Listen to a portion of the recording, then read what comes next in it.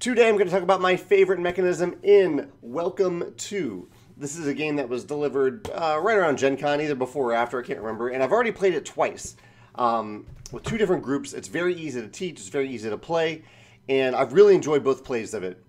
And it has really opened up my appreciation of roll and write games, which up until this point in time, I've kind of wondered, like, why. I get that we're rolling the die and we're all making a choice based on that die, but why are we writing it down? Why don't we just put tokens on top of a little space? Why don't we write the number? Because if it's just tokens, then we can replay it over and over again. And I've realized the great thing about this, and it's very evident on the side of the box for Welcome to, it scales from 1 to 100 players because the game doesn't need components for X number of players. It just needs sheets of paper and you supply the pen. So any number of players can play this game at the same time. This was really, really helpful at my game night the other night because we sat down with 5 people.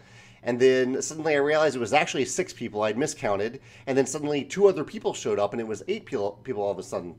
And so we sat down to play this game. We had it all set up to play and more people showed up. But no problem. I just tore off another piece of paper and gave someone another pen.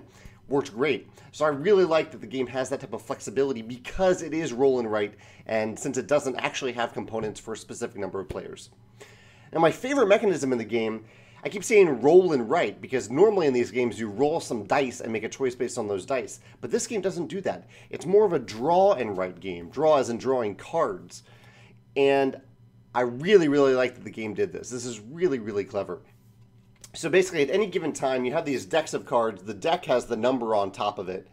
And then you have a face-up bonus. There are 3 of these, 3 different decks.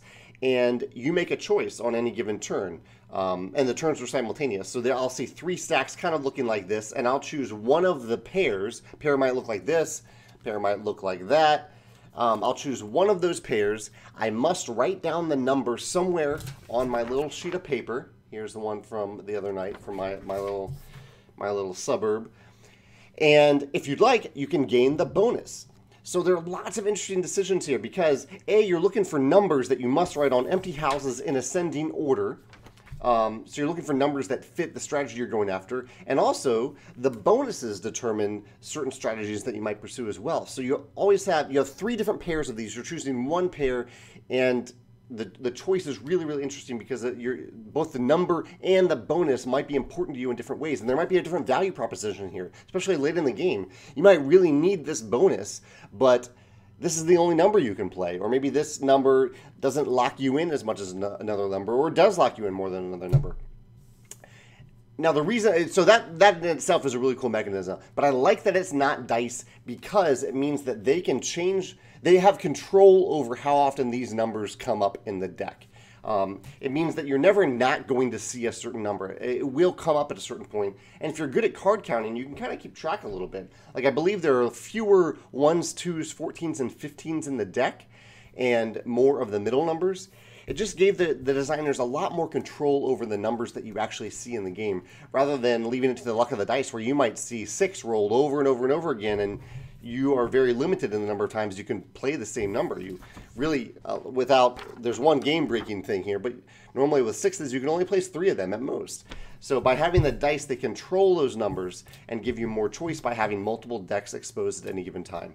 Really, really clever twist on roll and write, and I've had a blast with this so far. I can't wait to play it again. If you have a favorite mechanism in Welcome to, I would love to hear about it in the comments. Or if you have a favorite mechanism in a roll and write game that you'd like to share, I'd love to hear about that as well. Thanks.